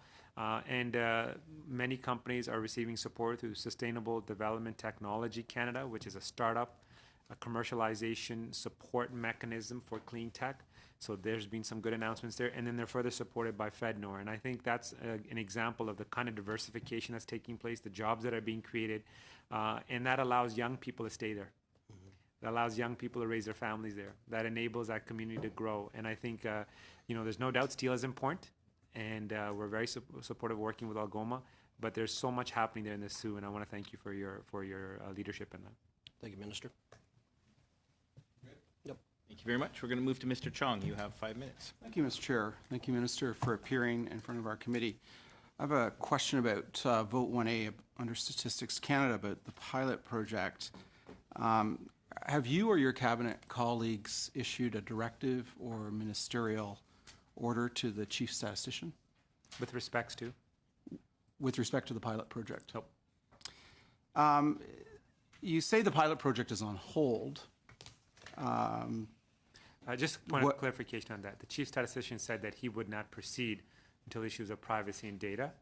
So that's yes, but in the House of Commons, you said the pilot project is on hold. Based on that commentary, so I just want to clarify what's going on. So was there any communication between you or the chief statistician about putting this project on hold, or was this a decision he came to completely independently of any conversation between you, your office, and his office? I have not spoken to him about... No, I'm asking if your office, if he came to the decision independently of your office or yourself. Of course, he will have to make independent decisions. So that's interesting because he, appearing in front of our committee, made it quite clear that he supports this project, this pilot project, and thinks it's a good idea. So it's passing strange that he would support the project, indicate that he wants it to go ahead, and then at the same time indicate to the House of Commons through you that it's on hold. So it's just, there seems to be a bit of a contradiction there. So how long will this project be on hold for? Again, I can only refer to the comments made by the chief statistician, who's ultimately responsible for the implementation of this program. He indicated that he's only going to proceed when he's confident that issues around privacy and data protection are dealt with in a meaningful way. And I think that speaks to the broader concern that we want good quality, reliable data, but at the same time, we want these other issues to be dealt with. In a look, I think it's important to acknowledge that the previous government made a mistake when it canceled the mandatory long-form census. I think it's clear that Munir Sheikh at the time resigned as a result of that. But your government has not done a very good job of managing Statistics Canada either. You've had the subsequent chief statistician to Munir Sheikh, Wayne Smith, resign in protest to your government's management of Statistics Canada.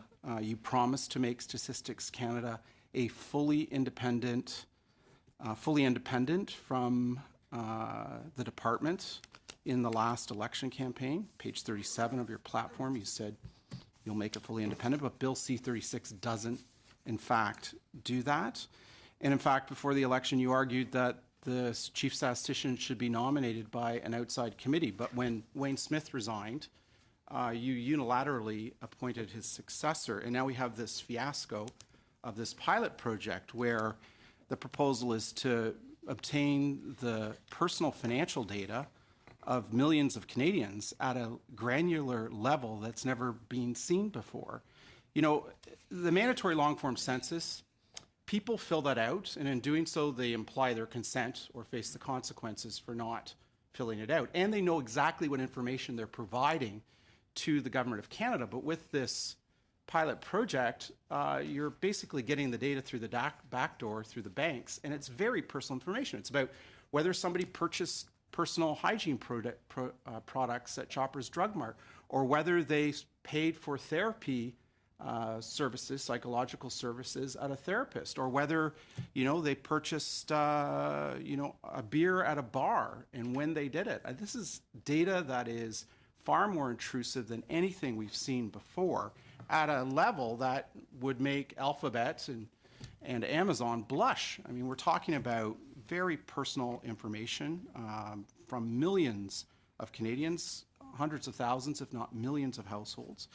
And so I think this is why this has raised the ire of so many people. And I think what's particularly egregious about this pilot project is that it's going to be used by some of the largest corporations in the world. And yes, we know that the data will be scrubbed and cleaned up and aggregated on a postal code basis, but nevertheless, the reality is that this data is going to be used by some of the largest companies in the world in order to market their services to Canadians. And your government proposed to use the coercive power of the state under the Statistics Act to get this data. And I think it's big time overreach on part of your government, and I think it reflects poor management of Statistics Canada. Thank you, Mr. Chair. 10 seconds if you wish to answer. No, I mean, you're a very thoughtful individual and very thoughtful commentary, and unfortunately I don't have much time to get into the details, but I think there's a couple of key points, if I may very quickly highlight. One is that this information, or any information that Statistics Canada wants to obtain, is designed to help develop good public policy. So for instance, why do we need good quality, reliable data?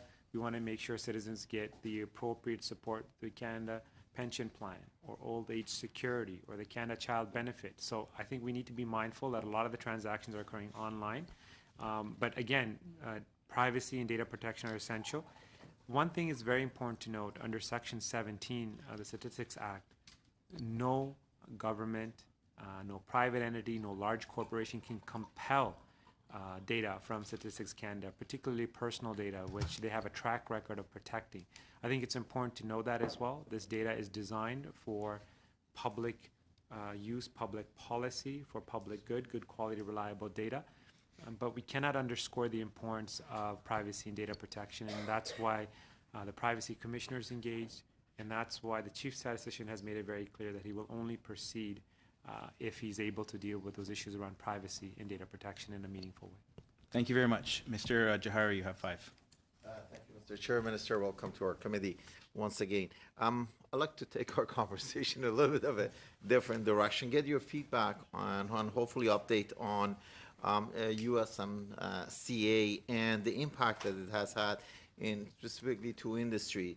One industry is the automotive industry. If you could give us an update on what's happening in that industry, as well as the aerospace. And I understand that in the estimate you're asking about $30 million to invest in the aerospace. If you can give us some update on those two, I would appreciate it. Sure. No, thank you very much for that question. I mean, the USMCA, there was a lot of debate around dairy and supply management, a lot of thoughts and feedback around the automotive sector. The president, the current sitting president, actually said he would invoke Section 232 on the automotive sector and impose 25% tariff. And we were very fortunate, again, to the leadership of Minister Freeland to really shield and protect the automotive sector. And it's such a critical part of our economy. 500,000, both direct and indirect jobs, are connected with the automotive sector. And it's not only about the OEMs or the major automakers, it's really about the supply chain and the number of people they employ throughout the country, not only in Ontario as well. And so we took very clear steps to protect by making sure that production levels for the number of vehicles that are built, also the parts that are sold, that have significant growth potential going forward. Because part of the USMCA also changed the rules of origin for vehicle content and making sure there was a higher threshold for regional value content. So currently we're at 62.5% for regional value content for vehicles made in North America for local content requirements. That will go up to 75%. So that actually creates more opportunities in the automotive sector. And that complements our support. Since we've been in government, we've seen $5.6 billion invested in the automotive sector. So those are significant investments. You know, people talk about how people view Canada. When it comes to the automotive sector, a lot of innovation is occurring, a lot of investments are occurring, and that's translating to a lot of jobs, both being maintained and created on a going forward basis as well. And so that was a key aspect of the USMCA, is to make sure that we not only protect and shield the automotive sector, but set it up for success going forward. And the high regional value content helps. Also, the labor standards with Mexico, because now their labor standard employee costs have gone up to $16. And so there was a competitive advantage that potentially existed with Mexico in terms of labor costs, which now no longer is the case, or the difference is much, much smaller. And so that just makes Canada even more attractive as an investment opportunity. And so we're very pleased with the progress that we made, and we look forward to now working with the automotive sector to build a car of the future as well. And again, this really supports what we've done also in the aerospace sector. We actually recently, the Prime Minister announced significant investments of CAE through the Strategic Innovation Fund to really make sure that it continues to be a global leader in simulation, in flight simulation. And they're also actually pivoted towards health and health simulation as well. And so there's just great opportunities in Canada for investments, for growth and jobs, particularly in the automotive and aerospace sectors, two sectors that were part of industrial policy for decades and that have a bright future going forward as well, in terms of some of the policies and programs we put in place for innovation and trade. Okay, thank you. I got about a minute left, and I want to go back to the funding request of about $7.5 million made under Statistic Canada, funding for the Statistics Survey Operations Settlement. Can either the Minister or Mr. Nobley make a comment on that one? Yeah, so the Deputy can speak to the specifics of that, what that's for. Just as I mentioned before, though, you know, we do have a proud record when it comes to Statistics Canada. On day one, we reintroduced the mandatory long-form census. As we committed in the platform, we dealt with, and through legislation, Bill C-36, the independence and reinforcing the independence and strengthening the independence of Statistics Canada. And right now we're going through a modernization process to make sure that it is able to succeed going forward in the new knowledge economy, to make sure that we use other data sets and administrative data sets to provide good quality, reliable data for policymakers. So with respect to the $7.5 million, Deputy, if you want to speak to that. So this is related to really an HR issue, and some time ago in 1985, the Public Service Staff Relations Board ruled that the longstanding interviewers that are used in census process, for example, were actually employees of the Treasury Board. So there continue to be payments as a result of this settlement. Thank you very much. Mr. Albus, you have 5 minutes. Thank you again, Mr. Chair. Minister, just in regards, you said earlier that the information that would be used from this pilot project would be used for analysis for policymakers. You know, StatsCan repackages their data for private businesses to purchase. It's an endeavor that brought in about $113 million last year. Now, currently, 400 people are employed to help supply businesses with government data. Now, my question is, do you think the demand for this repackaged data from private companies will increase once your government starts collecting this information? So first of all, it's not our government, it's Statistics Canada that will make that decision, and they've indicated that they will only proceed if they've dealt with issues around privacy and data protection. No personal information is ever sold by StatsCan, so I think you might be misinformed there. Secondly, the $113 million that you're referring to are requests made by the private sector where they've engaged StatsCan to collect data. It's not data that StatsCan has that they're selling to the private sector. So I think you just need to make sure that Minister, we had the chief statistician come here and explain that sometimes companies will ask to have data sets and put them into certain ways so they can better use them to sell their products. Minister, you have to appreciate the point that this information would be highly valuable. As my colleague Mr. Chong had said, groups like Amazon already have large transactional databases of their own. To be able to break it down postal code by postal code, the granularity of what we're talking about would be highly lucrative for businesses. If this program was to go forward, would you see an increased demand for those services? It's a hypothetical. I don't know. Again, as you said, it's a pilot project that has not moved forward. Data has not been collected, and we don't know what this data would or would not turn out at this stage.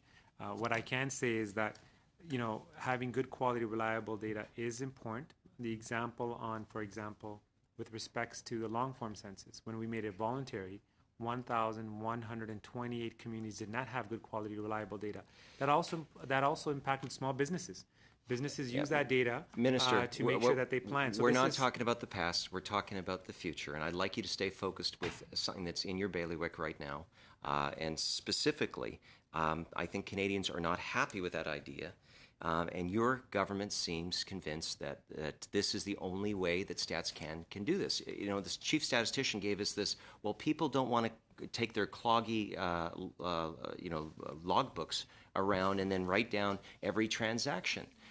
Now versus what was proposed, Minister, it's light years ahead. And in fact, it does seem to be that it's more intrusive than anything. Would you, if this program was to move forward, would you require there to be consent? Again, this is a hypothetical.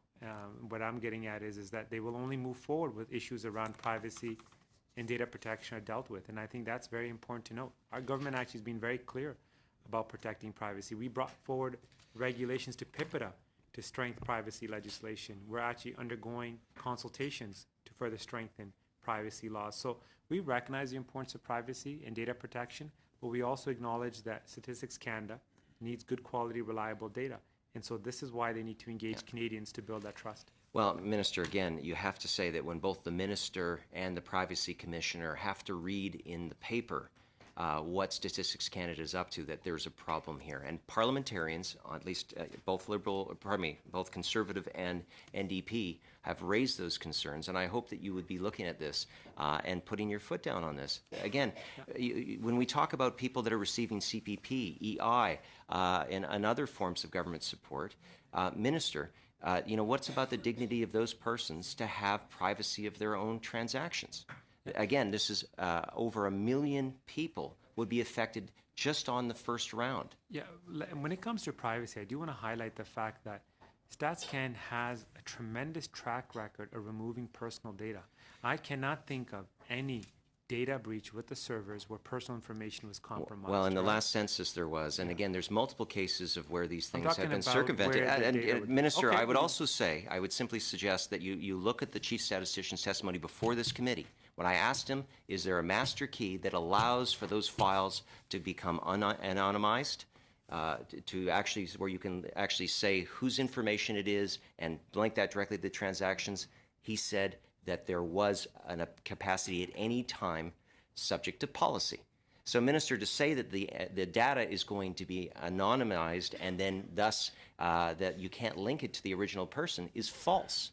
No, very quickly, may I make one please. point very clear? When it comes to Statistics Canada, they want to generate good quality, reliable data. We they're not here trying to pry into people's personal life. They're not trying to, as the rhetoric you've mentioned around surveillance, they're genuinely trying to collect good quality, reliable data. You've raised legitimate points, and so have other Canadians, around data, privacy, and protection, and those issues need to be addressed with. But by no means has anyone's personal information in the past been compromised with information on servers. And going forward, obviously we have confidence in the system. But before we get there, it's a hypothetical. They need to build that trust with Canadians. Thank you. Thank you. We're going to move on to Mr. Longfield. I think it's important to note, though, important to note that this is a country where we believe in Albus. democratic values. Thank you, And Mr. again, Chair. it shouldn't just be up Mr. to some Albus. bureaucrat to decide how that... Mr. Albus, Thank your you, Mr. time Chair. is up. Yeah, appreciate that. So I want to talk about the IP strategy fit. But I also want to bridge on some of Mr. Albus's comments. As a previous consumer of the CanSIM tables, and I've mentioned this to the chief statistician when he was here, how valuable those CanSIM tables are for businesses to understand the markets in Canada. But I also worked on the Poverty Elimination Task Force in Guelph, and how important the CanSIM tables are to understand the unemployment and the homelessness and the food insecurity, so to have the right data.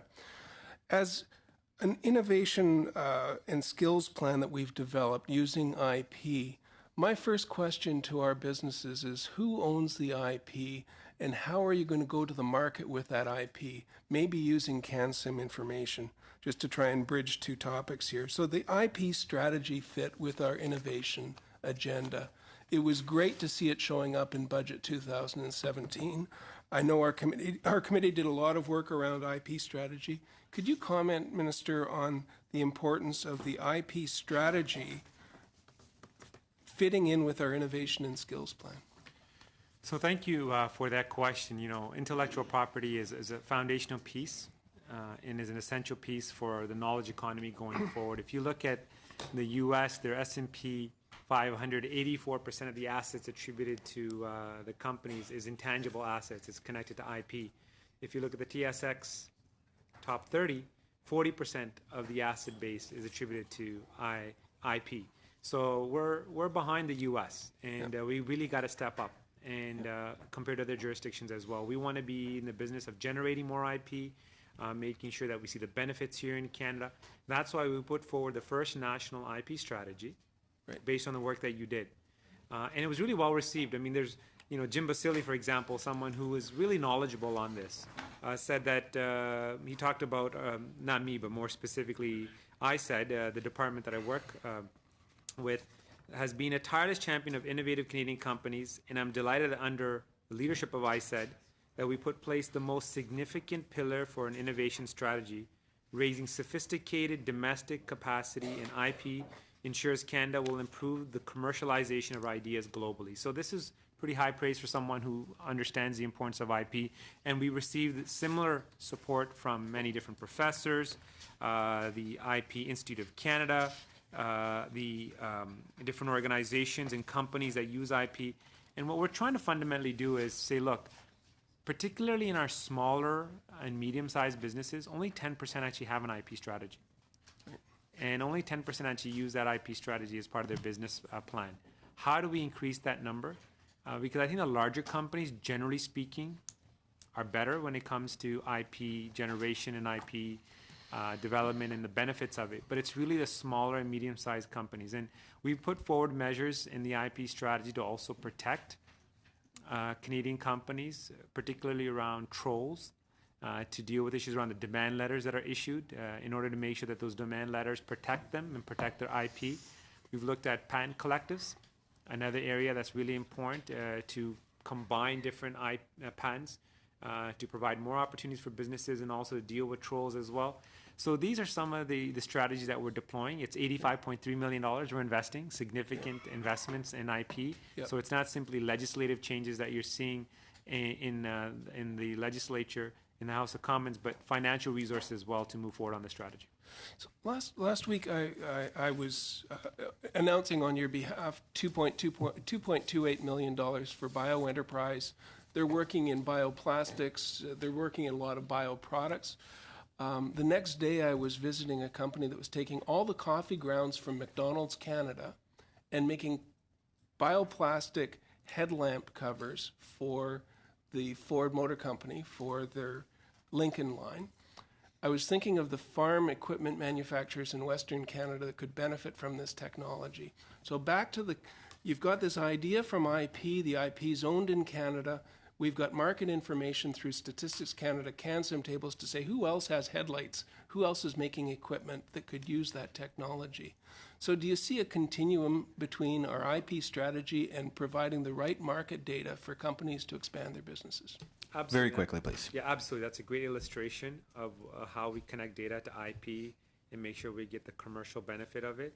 And that is definitely part of the vision going forward. So thank you for that insight. Thank you, Minister. Thank you very much. And for the final 2 minutes, Mr. Massey, back to you. Thank you, Mr. Chair. Dr. Wayne Smith, the former Chief Statistician, said this of Bill C-36, this is your bill that you had in the House of Commons, does nothing to prevent a repeat of the uproar after the 2011 switch from mandatory to voluntary long-form census. And so we're back here now, and I understand the reservations of people because the reality is this data will be mined down to your postal code in terms of influencing consumer behavior. So Bill C-36 was different than the bill I had on a couple of things, and I'd like your opinion on these things to end this meeting. Is one of the biggest things was the chief's decision would be responsible to Parliament, similar to the Auditor General, and wouldn't be the creature of the office of the Minister of Industry, which it is right now. So would you agree to that change? And then the other thing would be, would you actually fulfill the promise that you had for electoral reform, election platform, with regards to making it a new appointment process that's different than what we have right now? And then the last thing would be the Statistics Canada department continue to be the one that actually gets the data from Canadians, not Shared Services Canada. Those were the divergent points, because I agree data is very important, but what is just as important is the quality of the data and also the empowerment and the personal confidence that people have to give it. Because if in this situation, the chief decision has undermined his own process, because people will change their banking ways with what's taken place. So on those three things, can you give at least some guidance in terms of whether you change Parliament and the Statistics Act to actually create a culture of inclusion and accountability for the position of the office? So under the legislation that we presented, accountability was a key feature. The reason why we would not be able to repeat what happened in the past, which was political interference when it came to long-form census, is that with the new legislation, any of those policy changes need to be, you need to inform Parliament. So there's that transparency. So what this says is that, look, ultimately, as government officials, as elected officials, we drive policy. We say, look, we need reports to information you, not Parliament, though. Yeah, no, I'm saying we need information on clean technology. We need information on the new digital economy. I don't disagree with all that. I'm saying, talking so about we the set the position. policy directive. Yeah. Then in terms of how that data is collected, if we're bringing about changes to that, like the previous government did in terms of the methodology from the making it mandatory to voluntary, that's where we would say, look, that aspect of it becomes very open and transparent. Like that information needs to be shared. If we're trying to change methodology or trying to change a process, we need to explain why. So that's Will you why send it back to it's Stats Canada from Sorry. Shared Services? Okay, we're pretty much out of time. Yeah, If you no, have a quick yeah, no, answer. Again, I think the questions around data protection, around where the data is stored, how it's stored, these are very important questions. Our government endeavors to make sure that data is properly protected. We recognize that we live in an era now where cybersecurity in general, doesn't matter if you're a private entity or a government, all institutions face this threat, and we need to be mindful of it to make sure we continue to earn the trust of Canadians. Thank you very much, Minister, for coming and sharing some time with us today.